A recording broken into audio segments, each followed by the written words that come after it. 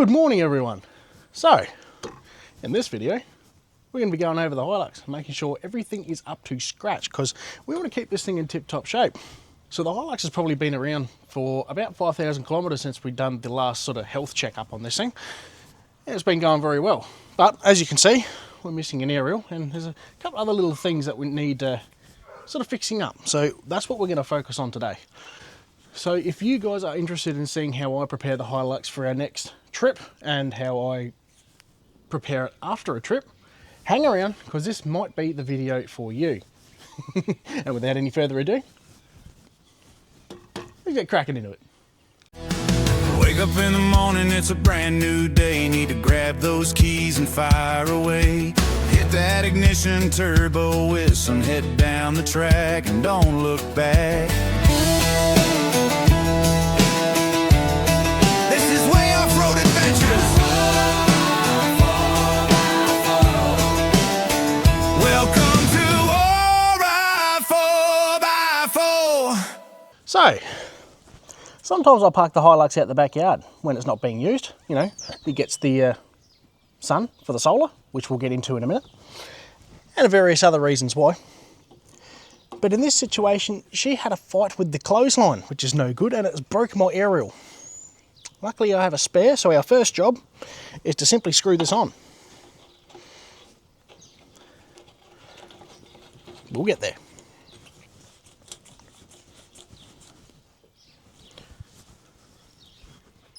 Very good. GME don't make these aerials anymore, as far as I know. It's a shame because they're actually really good. Next job. So what we're going to do is we're going to get out of the sun for a minute and I'm going to show you that. That is a Canopy. I haven't quite finished it yet, but basically we'll just use the old tubes that come off the ute originally, which you guys have probably never seen before. One at the front, one at the back. Went down to our local metal place and had this aluminium roof bent up. And yeah, I reckon it's looking quite spiffy. And unlike that plastic canopy that we had, we've actually mounted an awning up here. Fantastic. And we've also got our nice little solar panel. So you head up there and have a quick little squizzy at that. Yes, how good. And of course that solar panel is a fold out one. So I had to bolt it together. Got it pretty cheap off Facebook Marketplace. Hey, we make do with what we've got. So that sun is in the wrong direction. I apologise. Anyway, this, if you're familiar with it in one of my last videos, which you could probably watch here if you'd like, I mentioned that I carry a battery box with me in the Hilux. Simply, all this battery box is for is it keeps my fridge cold and helps me power the winch and a few other accessories when I need it. It's like a surplus battery. There's nothing special about it. All it is just a standard boring old lead acid battery that you run in your car. Although this one's a cat battery, the same as the one under the bonnet. 1000 cold cranking amps, 90 amp hours. Very basic, very simple. It does what I need it to do. That's all I need it for. Now, here's the fun part. This here is a kick-ass 40 amp MPPT charger. MPPT. I always get it wrong. It's that one somewhere. You can read it just there. It's 40 amps. Anyway, I've got my solar panel feeding into this, and what this does is it charges the battery. It's very, very basic. This lead here goes to my fridge, and around the side here I've got all my little connections and stuff like that, and there's some plugs, and all of that fun stuff to go and direct the power where I need it to go. So this thing is pretty simple. There's nothing really to it. It's just a charger and a battery. Nothing really much more than I can explain. It has a little voltmeter up here. I've got little independent charging ports, and I've also got my inverter thing on the top here, which, you know, I can use for charging various little equipments and laptops and Ryobi tools, for example, battery powered tools. It comes in very handy. Very simple, very basic, but it gets the job done. Now with all that being said and done, we can get cracking into the more serious and mechanical side of things.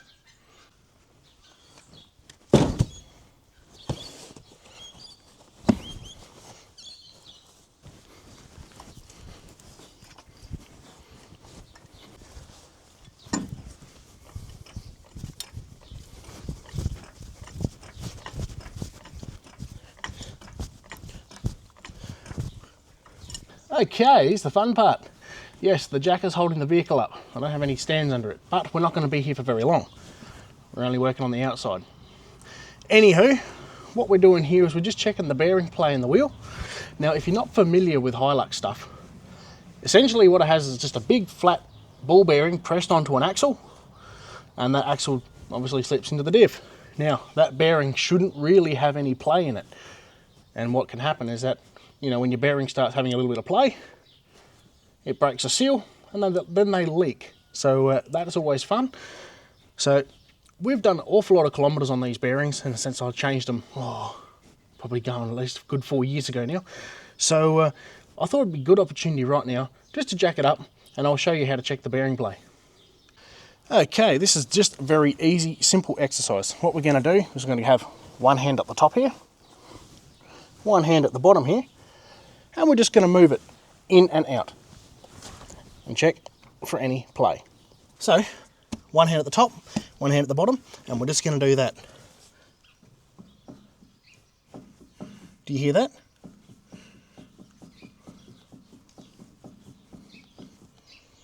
I reckon it's got a bit of play.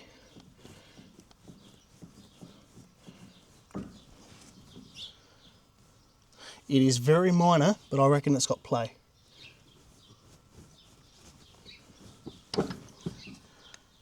Try and manoeuvre around a bit.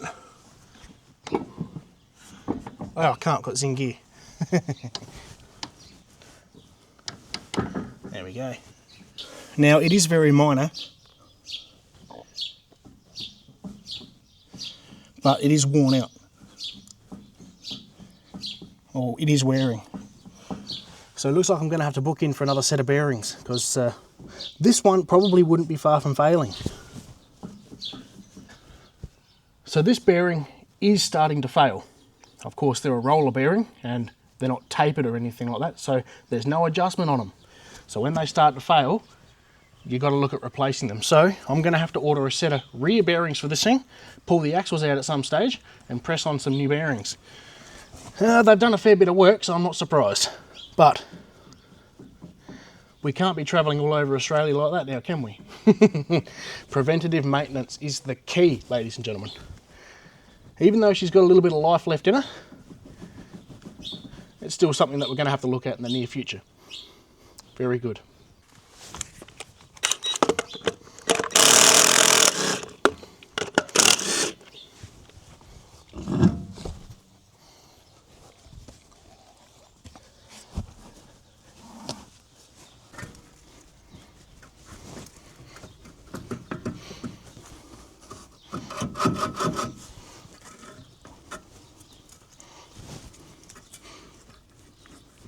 Come on, a bit more.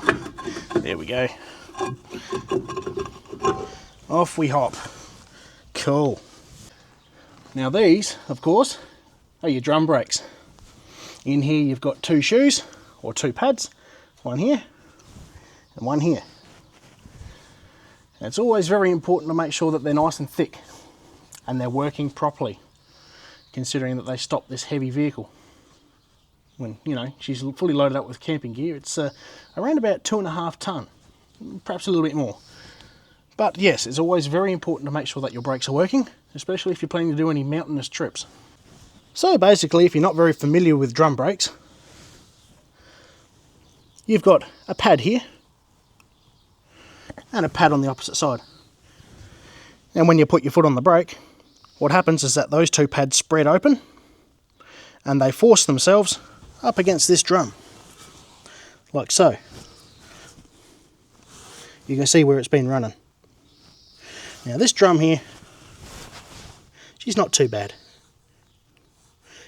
A little bit worn. It may need some new drums eventually, but that's not too bad. I've seen a lot worse.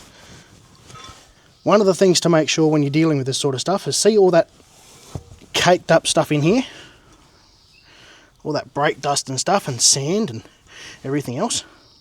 You need to get this stuff out. You need to wash it out, you need to clean it out, because what can happen is that that can bake in there really, really hard like concrete, and it can just give you a bad time.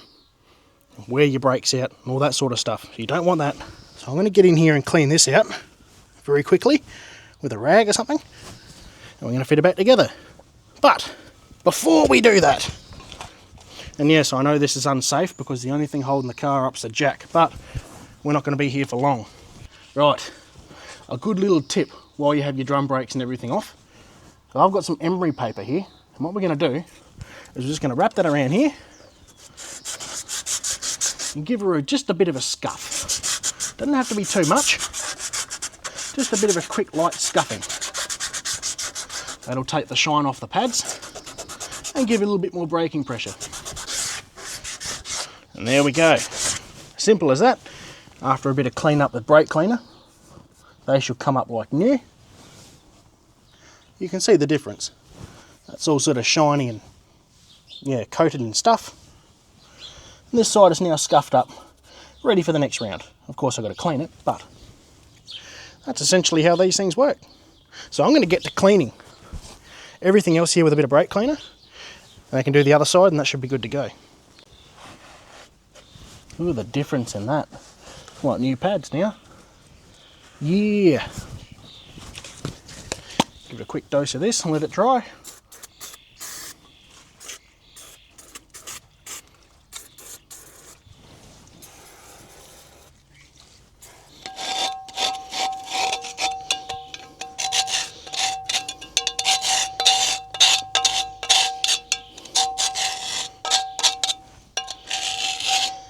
That is dirty, with a capital D. You never know how much stuff comes out of your brakes, eh?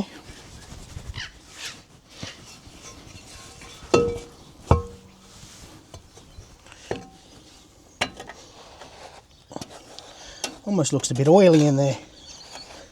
I can't remember if I sprayed rust prevention or something in there or not. Just to, well, prevent rust, basically. If you do spray anything in your brakes, you don't want to, will get it on your brakes as such. Like penetrines, WD-40, anything like that. You want evaporative stuff. Because as soon as you put your foot on the brake, if there's any grease or anything that's a lubricant in there, you're not going to stop very well. You know, just food for thought. A nice wipe out.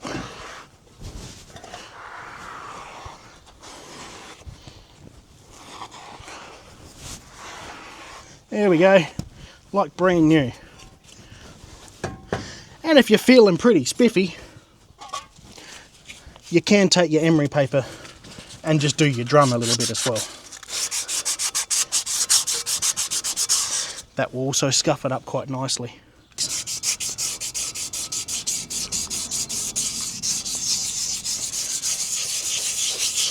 Doesn't have to be much, just a little bit of scuffing. You can see the difference in that. Beautiful.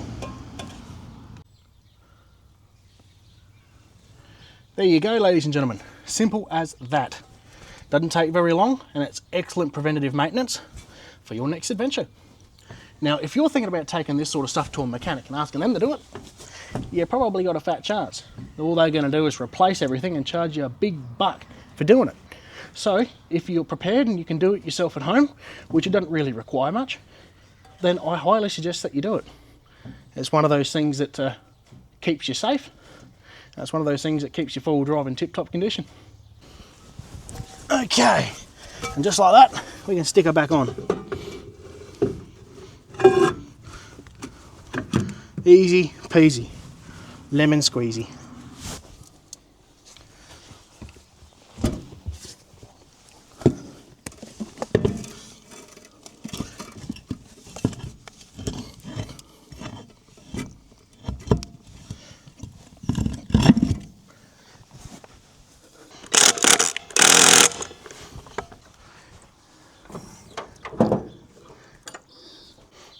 So the passenger side's all been done.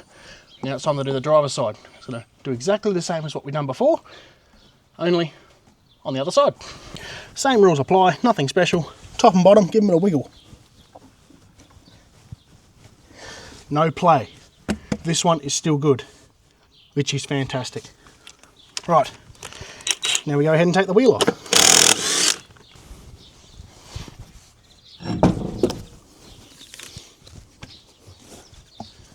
A bit of brake cleaner might help.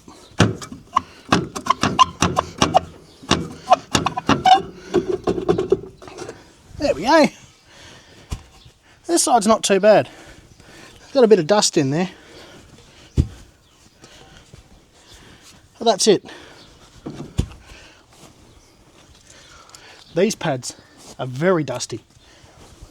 So we'll clean them up with a bit of emery. It should be good to go.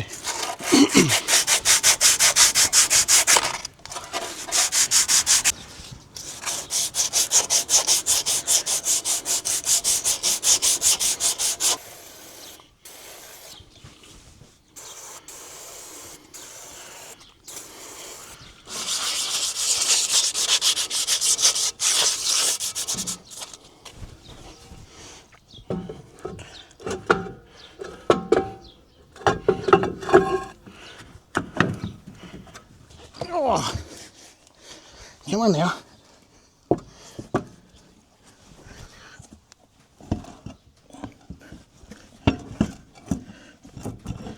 Okay.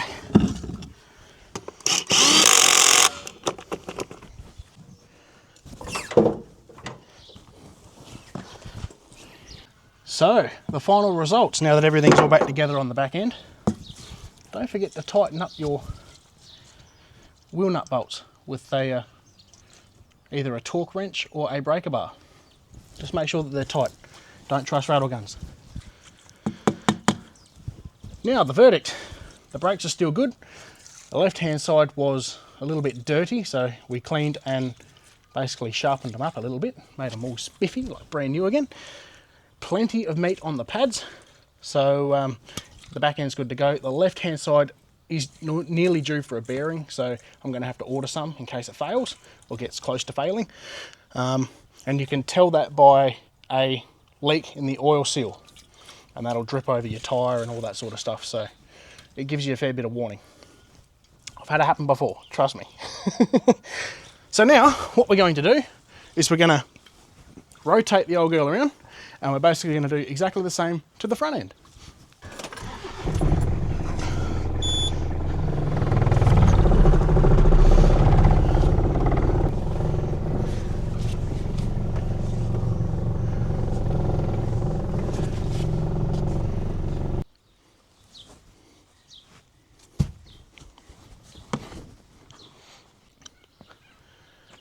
And there you have it.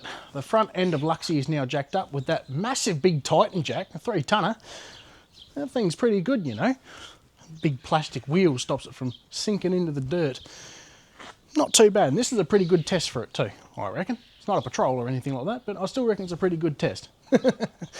Anyway, we've got the front of the old girl all jacked up now, so we're going to perform surgery on the front wheels and just check out our brakes and bearings and steering on the front, and make sure everything's all hunky-dory ready for the next trip. So, ladies and gentlemen, starting with the driver's side. Yes, it is. Just had to check that for a minute. We turned her around. To check the bearings is exactly the same as the back. One hand on the top, one hand on the bottom, and you give her a wiggle jiggle. To test the steering, one hand on the side, other hand on the side, or even up the back end corner there, and you're going to do the same thing except side to side, jiggle jiggle. If you have any movement, sort of subtle movement there, you got a bit of a loose steering, or maybe there's a knuckle that needs greasing. Have to inspect it, because you don't want steering arms coming off when you're going down the road at 110. Not like Luxy will do that, but I know other cars will.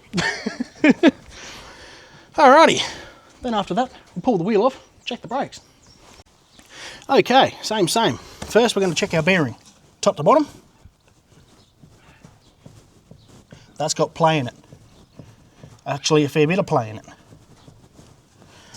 And then test our steering, side to side. You can see how that's moving a little bit, but I think that's everything.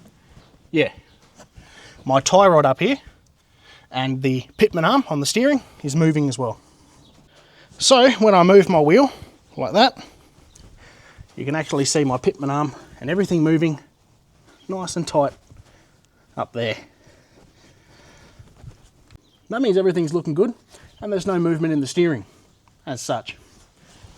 But we do have a bearing to sort out by the looks of it. So that means whipping the hub off. These front axles on the Hiluxes, they're quite easy to maintain. All you have to do is whip a hub off and tighten the bearing up, because they're tapered and they sit inside the disc rotor, a disc brake front. Awesome idea. And if you have a Land Rover, it's disc front and back, and they are fantastic. Don't let anyone else tell you otherwise. Land Rovers are the best. Regarding that.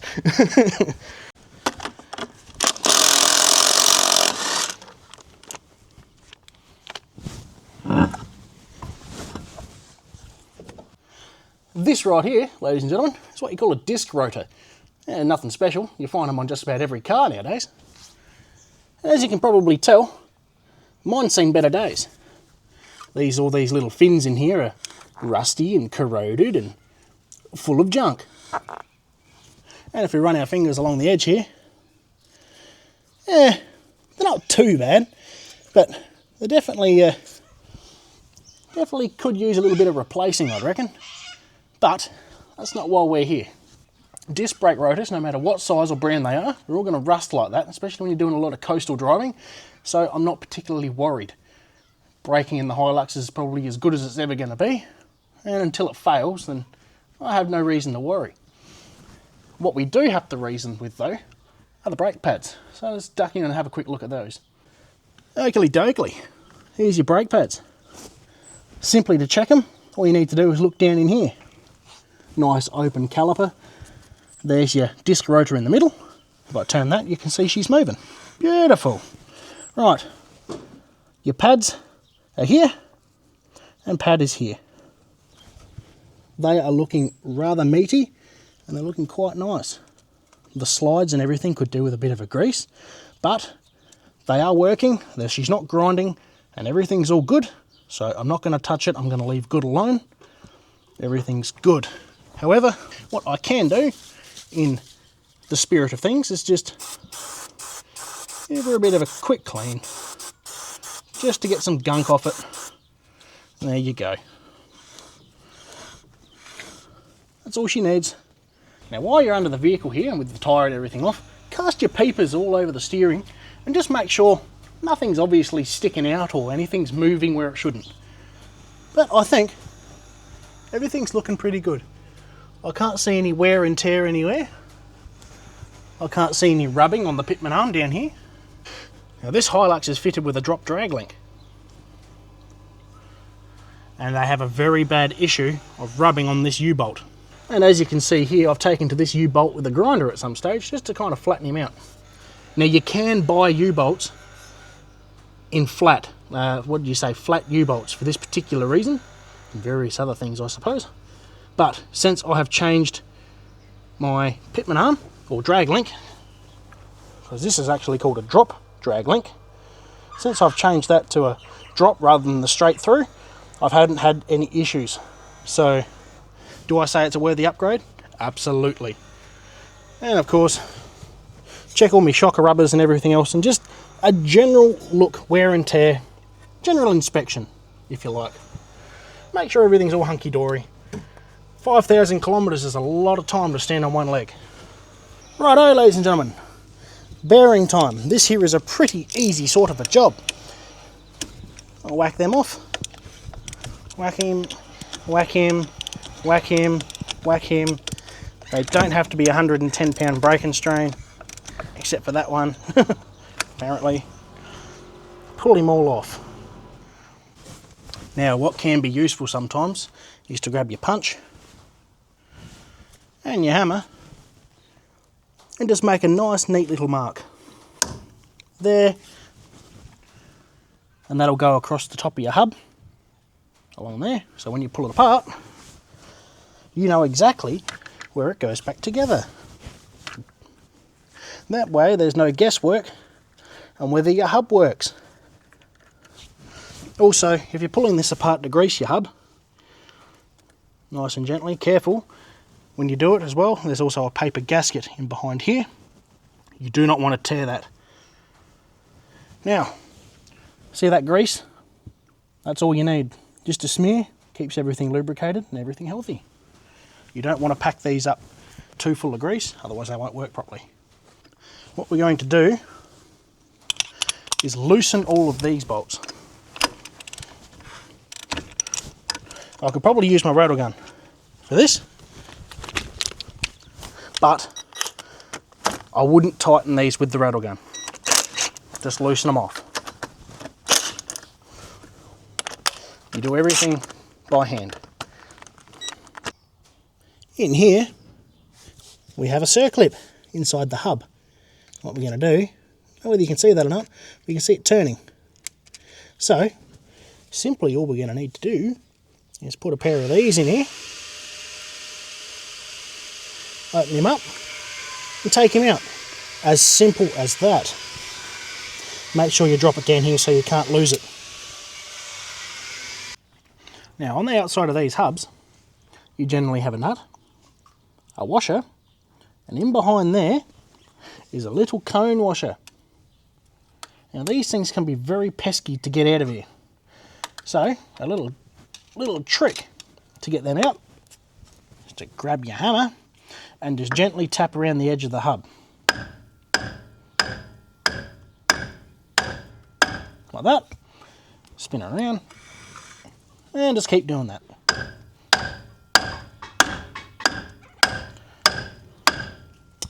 And eventually,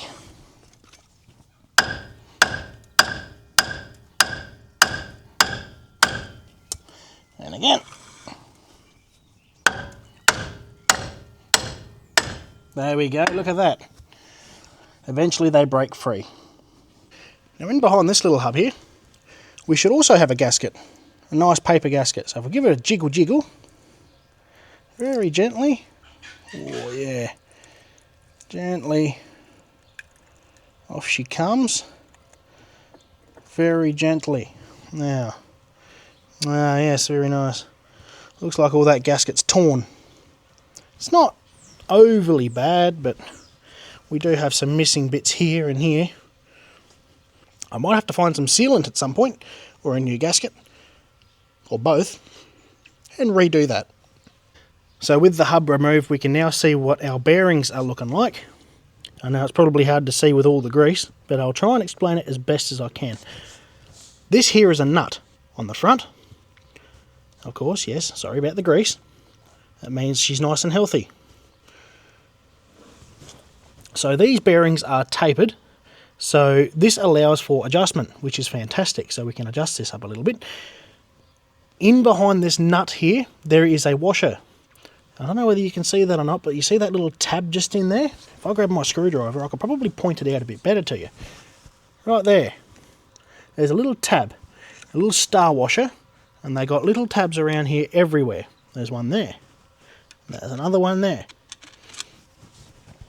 And what this does is that little star washer is supposed to lock over this way and lock over the other way like that in two different areas to hold those nuts together. It's a locking washer. So what we need to do really is we've got to find the tabs that are bent, which there's one down the bottom here, one there. That way you can see that there. It's kind of difficult. Yeah, there's a tab there that's bent over this way, and there's another tab that is bent over somewhere else. There, that top one there. So him and him. We just got to bend them back to original shape, and then we can take the nut off and do our bearing. This outer nut is a locking nut, which then holds the washer, which then holds the bearing preload nut on the inside. So we'll get to taking them out. You can do this probably many ways. One of the simplest forms of mechanics is just the old hammer and chisel, or screwdriver in this case. There we go. Bend him out, make him proper. Straighten up, boy. Just be very gentle with these things too. These tabs are, if you're doing this sort of thing a lot, or even not even a lot, just be gentle with them. They can be a pain in the bum. Now with our tab here being bent over, we can now take our chisel and just kindly hit that nut so it undoes. If you have a hub socket, I'd recommend using it. Unfortunately, I don't have one. So, I'm just going to do it the old-fashioned way. Now, this is just a locking nut. It doesn't have to be really tight, just nice and firm. And after you get it undone, it should be relatively simple just to take it off with your fingers. If I remember correctly, these washers should have a flat side and a rough side.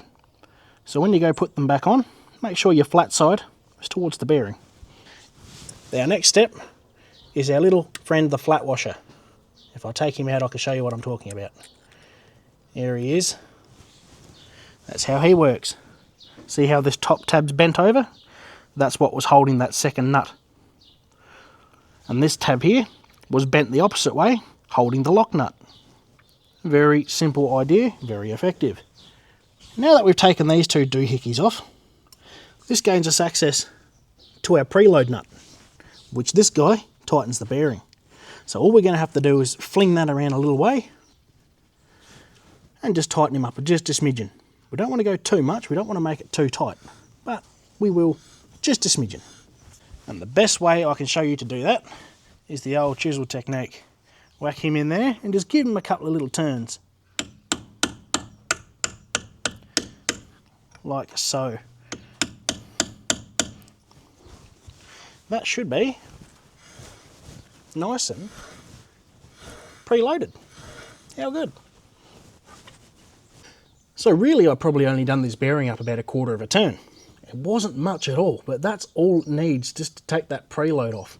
Of course, when you have the big wheel on it, that's an awful lot of leverage up here on this little bearing.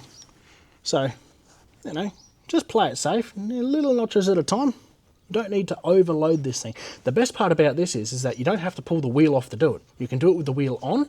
I pulled it off because I wanted to check the brakes. So, if you're doing this sort of thing at home, just leave the wheel on. Jack your bus up, and with the wheel that's still on the vehicle, you can check actually how much preload that your bearing has. You still want a little bit of movement in there. Not very much, just a smidgen to allow a bit of free play. That's all. Any more than that, tighten him up. That's probably the best advice I can give you for doing this. And now it's as simple as 1, 2, 3. We slip everything back together. So this washer with the bent tab on the top, I'm probably going to want to bang him out. Make him flat again.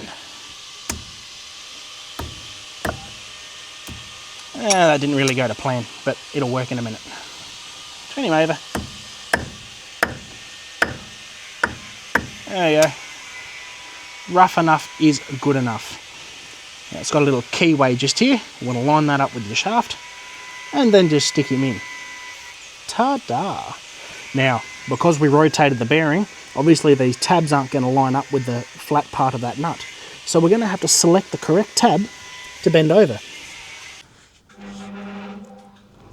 So you can see in here that these tabs aren't exactly lining up with that nut in there. That one's on the corner.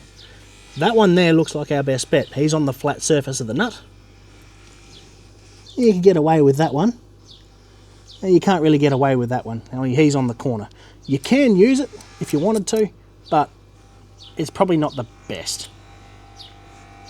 So we're going to select that one. Here's the secret, however. Put your locking nut on first. So that way, when you bend the tabs over, your washer didn't go flying off. If I can do it with one hand, that'll be fantastic. There we go. Look at that. Profesh. Yeah, spin him around. Remember that this nut, well actually both nuts, have a flat side and a rough side. The rough side, of course, being where you punch it with a chisel. Or if you're a special and have a nut tool, then use your nut tool, because then you don't bust your nut. Makes sense. Then all we're going to do is we're going to tighten our locking nut up the rest of the way with our friend the chisel. Make sure he's firm. Doesn't have to be a 110 pound break and strain, or as the Germans say, Senate. You just want it so the nut is firm. I reckon that does about it. It about does. That's about as good as you're going to get her. Okie dokie. So now all we're going to do is that tab I mentioned before, the one in behind here, the one that we selected for the back nut, we're going to punch him in. Punch him nice and flat. and lock him in. Beautiful. That is in there. I'll just use my screwdriver just to straighten him up just a smidgen. Now with our back tab being locked over, we can select another tab to pull over to the front nut. So this little fella down in here looks like he's on a flat surface of the nut, so we're just going to bend him out. A little bit hard with the tyre in the way, but we got this. Bend him over. Make sure he's bent over real good. Nice and tight. Hard for you guys to see, I know there's a lot of grease and stuff in the way, but if it makes sense to you, it makes sense, I suppose. I'm going to get my chisel and just give him a little knock. Up and under here. Bit of a pain because that bolt's in the way, but see what we can do.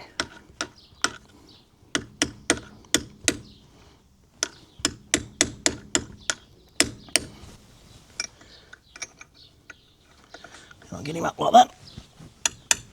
That's the wrong way to use a punch. Ah, I'm silly. I can turn the hub, can't I?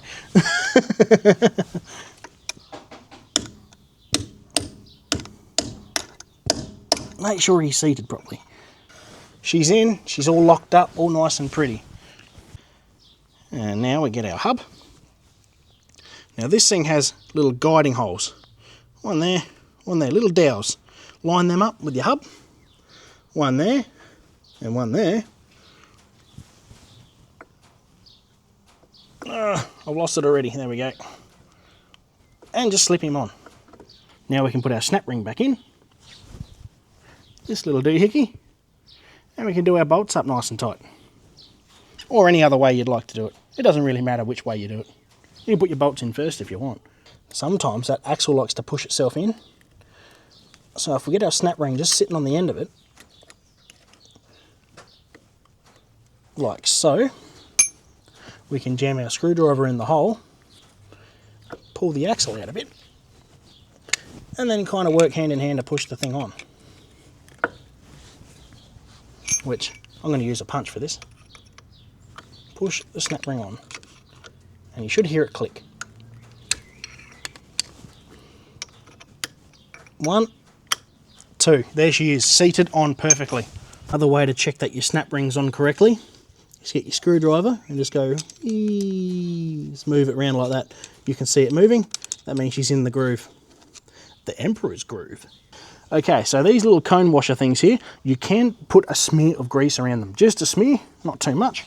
And I'm going to pinch a little bit of grease out of this hub here. There's got plenty in there, plenty to share. So just a smear of grease around that little fella. And it's just more preventative maintenance. So when you come to do it again, they pop out nice and easy. Just a smear, don't need much. Whack him in there. Good as new. I suppose you could use oil too, I guess, if you have a little bit of oil laying around.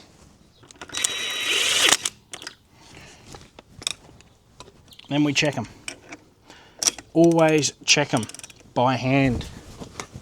You don't want to snap these. What you can do is jam a screwdriver in the bottom of the disc brake there. So when you turn it, you can get the correct tension. And it just stops everything moving around. You want to make sure that your cone washers there are nice and seated. But at the same time, you don't want to do these up 110,000 pound brake and strain. They're only little 12mm bolts, and they're only going into that cast alloy stuff. Very easy to break them.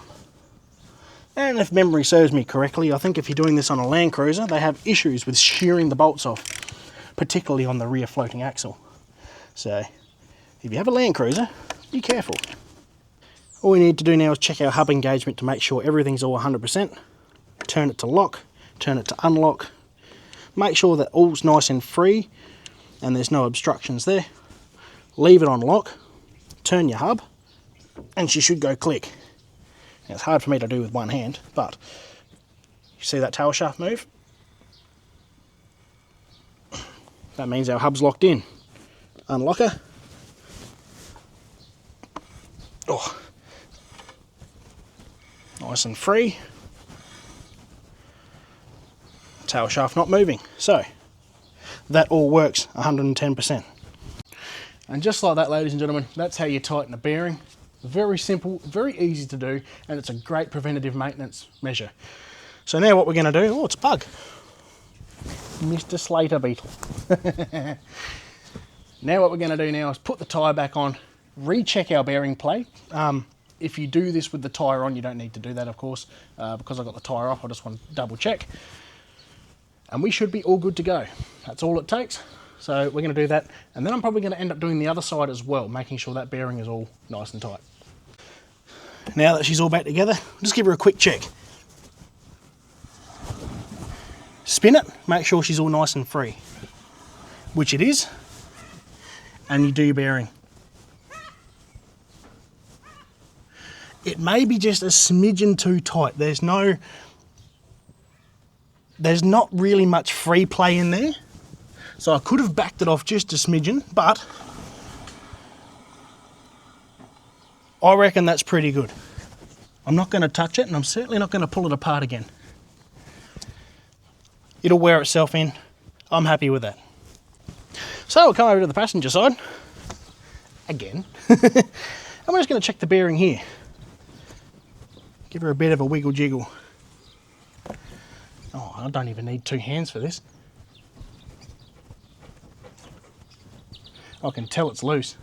Anyway, I'm going to get ahead and do this side now. It's exactly the same as the other side, except the opposite. And yeah, we're going to go from there. Preventative maintenance, always good fun. But we need the old girl in tip-top shape because we obviously got some more trips and stuff planned, don't we? Get yourself comfortable, because I'm going to show you how to do it with the wheel on. It's exactly the same thing, except towards the end there you can check your preload before you put everything back together.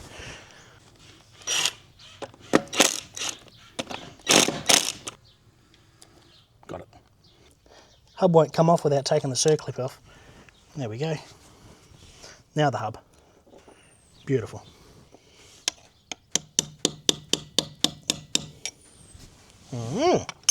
Oh, you're out of adjustment there.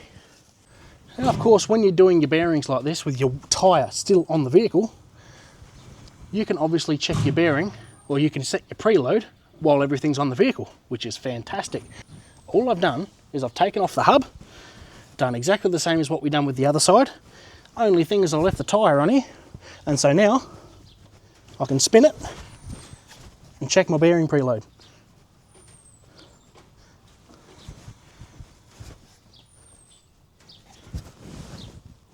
Nice. I may be getting pretty close to the end of the adjustment of the bearing, however, so they may need replacing sometime in the future. She's got quite a few thousand Ks left to go in it, but next time I come to do this, I reckon it'll be a bearing replacement.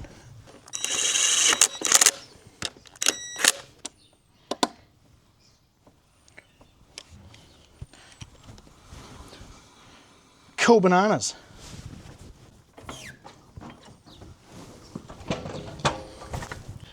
So checking your hubs and your bearings and your brakes and stuff like that, it doesn't take all that long to do, and it is very worth going to do it. As you can see, quite simple, and it will pay off in the long run. You protect your bearings, you protect the longevity of your four-wheel drive, and you can go further and do a lot more, and probably save you a quick buck, especially if you rely on mechanics to do the work for you. If you can do it at home, definitely do it at home. It's not that hard. You just got to learn, take your time, be careful. Right, now with that all being done, we can jump underneath the vehicle and do the rest of it, which is pretty simple stuff. There's a reason why I haven't washed this thing yet. So let's jump under and have a quick look. Alrighty, underneath old Luxie. Of course, she's got plenty of room here. You could lay a swag under here and camp all night if you wanted to. Right, now, the whole reason why we're under the Hilux is because we're just looking for basic things like leaks, movement, and well, basically leaks and movement, dry joints, anything that looks a little bit sort of suspicious. If you're doing this sort of thing periodically or all the time, you get to know your vehicle and you get to know what moves, what doesn't, what looks out of place. Now, let me give you a little bit of a tour around Luxie. Righty-ho, these big spring shackles here, they're greasable shackles, and we're just going to test or have a look around these nuts and bolts, make sure they're nice and tight. I'm going to follow the spring along now, and you might be able to tell here that this is awfully oily and yucky, Well, that's because when you're dealing with diesel and different sort of fuel and everything like that, you may get a few fuel spills. And of course, all the chassis here is all nice and wet and dieselled. So, look, it's good rust preventative. I'm not going to touch it, and that's the main reason why. It looks horrible, but it's a good rust preventative. It's just fuel. Leaking fuel. I've already dealt with the problem. Coming home from our last trip, she busted a fuel line, and I had to pull the canopy off and all that sort of stuff and track the fuel line down. It made a mess everywhere, but I'm not too worried. It's a good rust preventative, and we're just going to leave it at that. Am I going to clean it? Yeah, I'll put it under the pressure washer, but whatever doesn't come off, I'm just going to leave it there. It's not going to hurt anything. And then I smashed the canopy window, so that was fun, hence why I made another one. This here is a Superior Engineering bash plate. $400 worth of steel right here, and I reckon it makes the ute a little bit cleaner, a little bit better, and a little bit stronger. It raises up the lowest part of the vehicle under the transfer case by about 2 inches, and well, I think it's a good bit of kit for the money you pay for it. It directly bolt on, and look how thick it is. That's some solid steel. You could run a bulldozer over that and it won't bend. You put a jack under here and it won't bend. That's fantastic. Now, just as I'm talking about that, I've realised something. Up under here is my gearbox mount, and for some reason, my gearbox bolt is missing. That's a clean thread in there. See, as I mentioned just before, when you're doing this sort of stuff periodically and all the time, and yes, I know I look funny because I'm laying on the ground. It's relaxing. But when you're doing this stuff all the time and periodically, you get to notice stuff like this. See, if this was a new car and I didn't know about it, and this was missing, you wouldn't think twice about it, would you? But no, I know for a fact that there's supposed to be a bolt in there holding the transmission mount in. Yes, there you go. She's missing a little bolt. Now, I do have the nut. I didn't know what it was from, but now I know. Better closer look. There you have it, ladies and gentlemen. That little centre hole. There's my finger. Boop, boop, boop.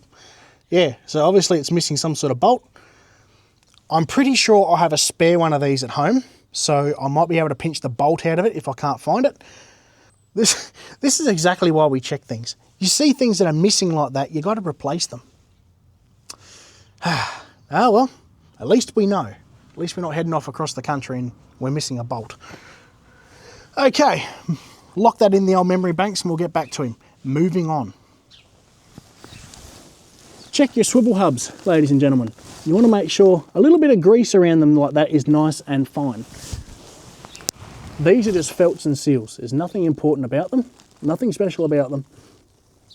But if that is wet down the bottom here or around here, or it's leaking onto your tyre, you've more than likely done a diff seal in here, and that needs replacing, because your diff oil and your bearing grease and your axle grease, the axle CV shaft grease will be mixing with your diff oil, leaking out, and it'll be causing all sorts of havoc over a long period of time.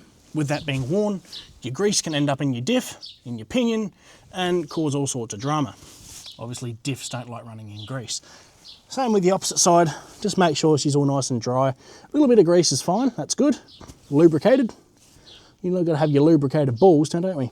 But if it's dripping oil, that's cause for change or replacement. Now, this little sucker here, this is a tail shaft, the front tail shaft actually. And as you can see, the old girl's on a fair old angle. And of course, when the Hilux flexes up and down, that gets a lot worse or better, depending on which way you think of it. But as it sits here on sort of flat ground, not really, you can see how much of an angle that drive shaft's on. It's not particularly good, I know. But I have gotten away with running it like that for a long time because of my freewheeling hubs on the front diff. So that means this thing doesn't turn or do anything for that matter. It only works in four-wheel drive.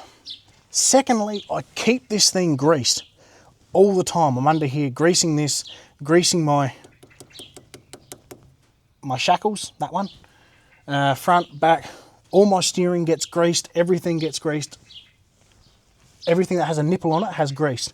So, but what I wanted to show you is that running these tail shafts on this angle and everything can cause premature wear. So grease everything up. If you're similar to me, make sure there's no play in anything. Give that a move.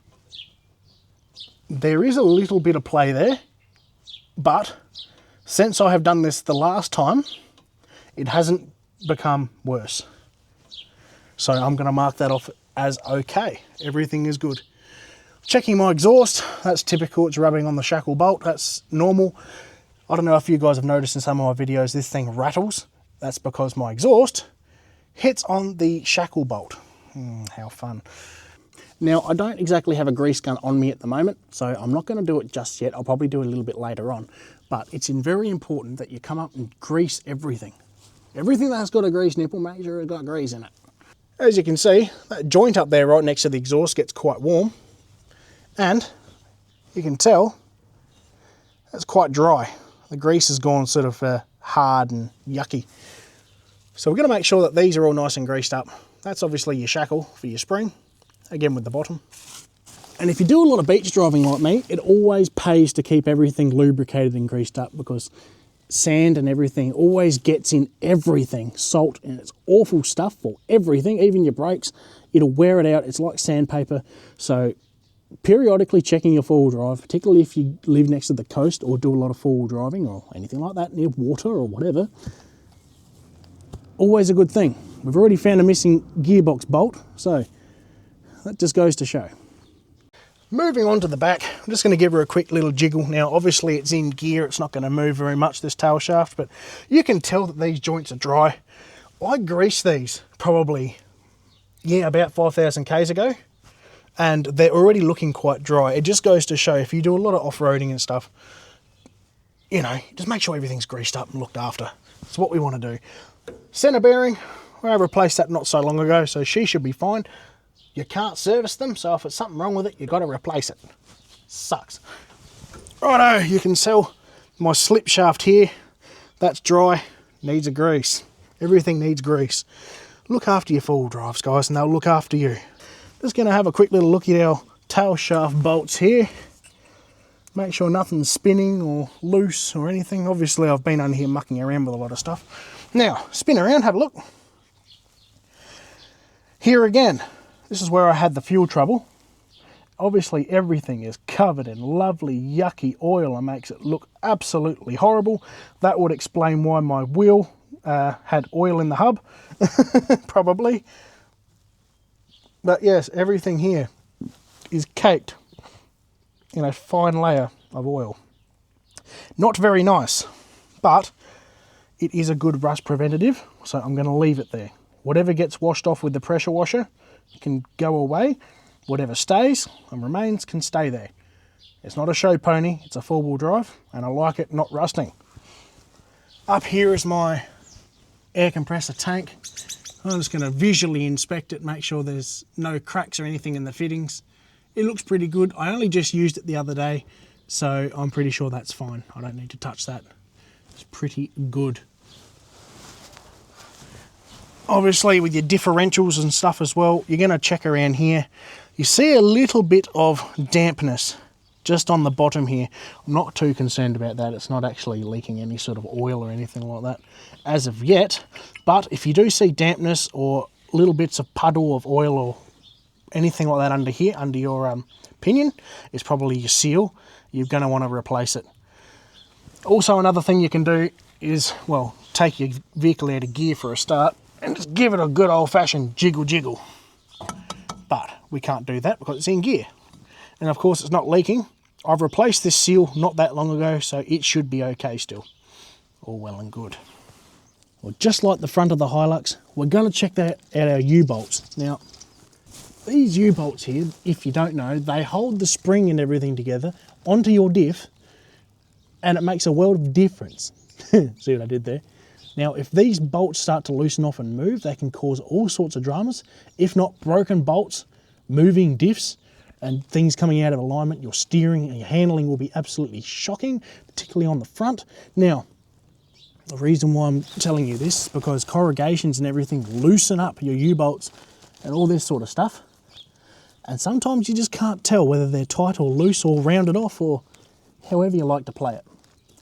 Now, I've recently had issues with these. I've come back from a trip with Mum in the high country, and these were loose. I had a funny sneaking suspicion that something wasn't quite right, and I jumped under and checked, and sure enough, these were loose. Everything was sort of moving a little bit, and just that little bit of movement makes a lot of difference to the handling on the road. You can definitely tell. So, get under here with your spanners, tighten up your U-bolts, make sure there's no movement. Another way to tell for loose items, not just your U-bolts, is that I haven't washed the vehicle for a particular reason, and this is why. Anything that moves, you can see a very fine layer of wear, I suppose you could say, where it's been moving. The dust will obviously not settle in between parts that are moving. Same goes for loose nuts and bolts and different things like that. So if this was moving, it would be clean, not dusty, if that makes sense. I can't see any visual signs of anything moving. You can also give that plate a shake like that, and that's not moving. Do that for all four corners. This one here is obviously harder to tell because it's got oil and stuff on it, but if that was loose, you could probably move it. And the U-bolts at the top, give them a wiggle. This is just a basic check. I've already tightened these up, I know what they're like.